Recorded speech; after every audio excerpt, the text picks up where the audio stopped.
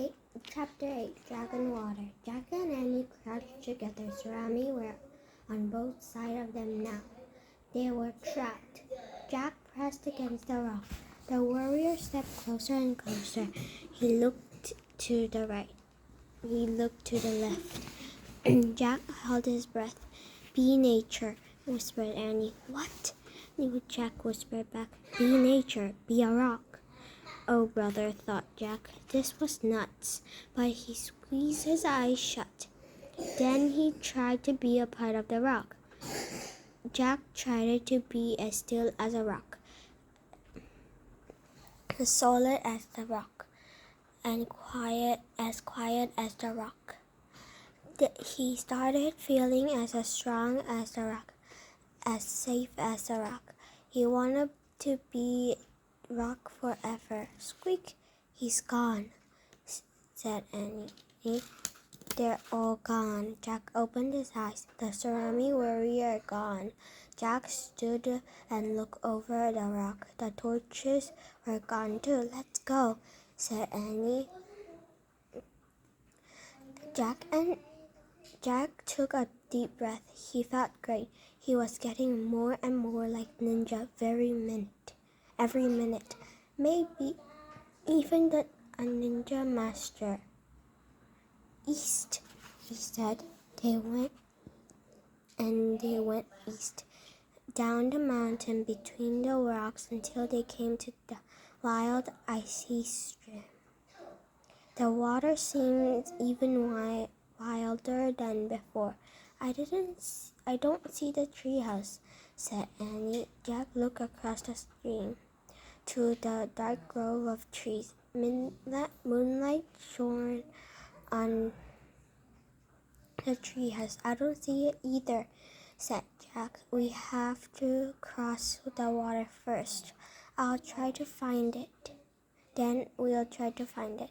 The water crashed and running over the rocks. "Squeak!" The mouse peered out of its pouch. "Don't be afraid," said Annie. She patted the mouse's little head. "Be like us. Be like a ninja too." "Let's go," said Jack. He took a deep breath and stepped into the stream. The icy water swirled up his knees. The current knocked him over. Jack grabbed some weeds. He held on tight as the water swirled around him. He was freezing to death. "Jack," said Annie. Annie grabbed Jack's arm. She helped Jack back into the bank. "That was close," said Annie. Jack whipped his glasses. Luckily, they hadn't fallen in the water. "Are you okay?" said Annie. Not really," said Jack, his teeth chattering. He was chilled into the bone. "We'll never get across it," said Annie. "They'll drown if we try, or freeze to death," said Jack. He pulled up his hoodie of his sweatshirt. He didn't feel much like a ninja anymore. Annie pulled her hood too. She sighed. "What can we do?" she said. Squeak! Peanut climbed out of Annie's sweater's pouch and leaped into the ground. The mouse scrambled away. "Peanut, come back!" Annie called. "No, we have to follow Peanut." "Why?" asked Annie. "We have to do what the master said," said Jack. "Follow nature." "All right," said Annie. "Follow Peanut." "But where's Peanut?" In the moonlight, she saw a little mouse running through the grass along the stream. "There!" he cried. "Come on!" Annie hurried after Jack. Jack hurried after Peanut. They ran beside the rushing water.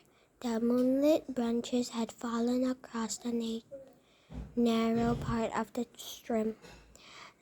It touched both shores. Mouse was running over the branch. Peanut is going over the bridge, said Annie. She started to follow. Wait, cried Jack. We can't go on that branch. It's too small. It'll break. Chapter 9. Mouse Walk. And the mouse vanished into the tall grass on the other side of the stream. Jack and Annie started at the tree branch. We're supposed to follow nature. Forget it. It's too little. It'll crack in a second. Maybe we'll pretend we're a mouse. We can do it. Oh, brother, said Jack. Not again. If you could be a rock, you could be a mouse, said Annie. Just be tiny and light and fast. Jack took a deep breath. We have to, said Annie. Say squeak. Okay, said Jack. Jack said, squeak. Say squeak, said Annie. Well, you're nuts, said Jack. Just do it, said Annie. It will help you feel more like a mouse. Jack groaned. Okay, he said. Squeak, squeak, said Annie. Squeak, squeak, squeak, they said together. Let's go, hurry, said Annie. Jack stepped on the branch. I'm teeny, I'm light, I'm fast, he thought. He darted across the branch. Jack moved so quickly that he didn't think anything except getting to the other side. He forgot the wild freezing water. He forgot the smallness of the branch. Suddenly Jack was on the other side. Suddenly Annie was right beside him. They laughed and fell together into the grass. See, the branch didn't break, said Annie. I guess it was big enough. Said Jack.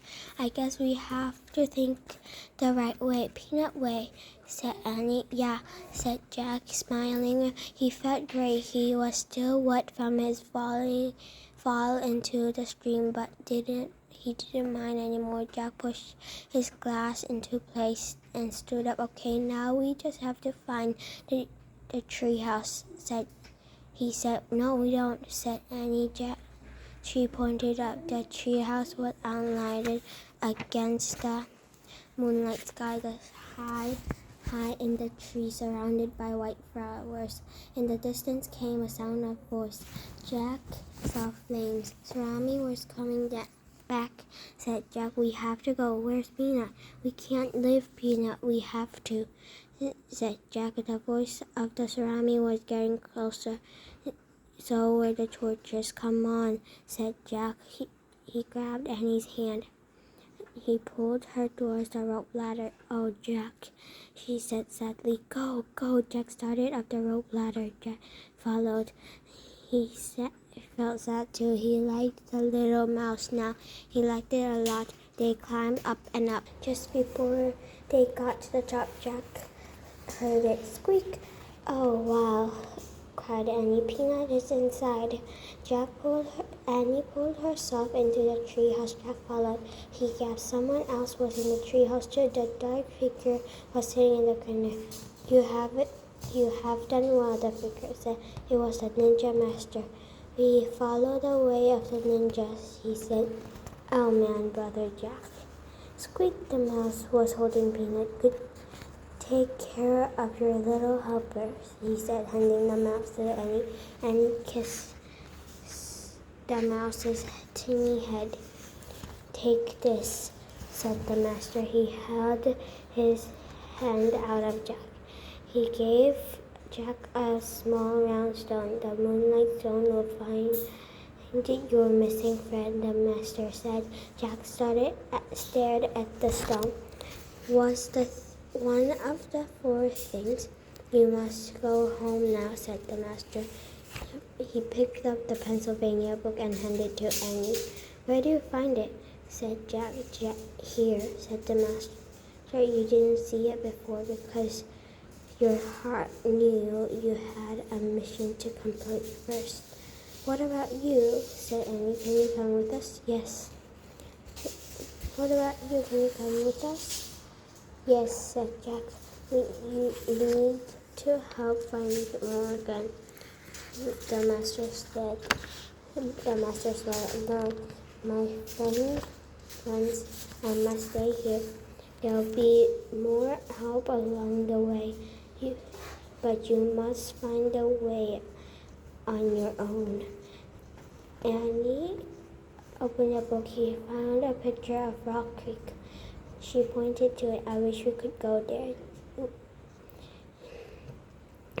And she said the wind started to blow. The white flowers started to shake. Clouds covered the moon. Remember, said Master, keep a kind heart.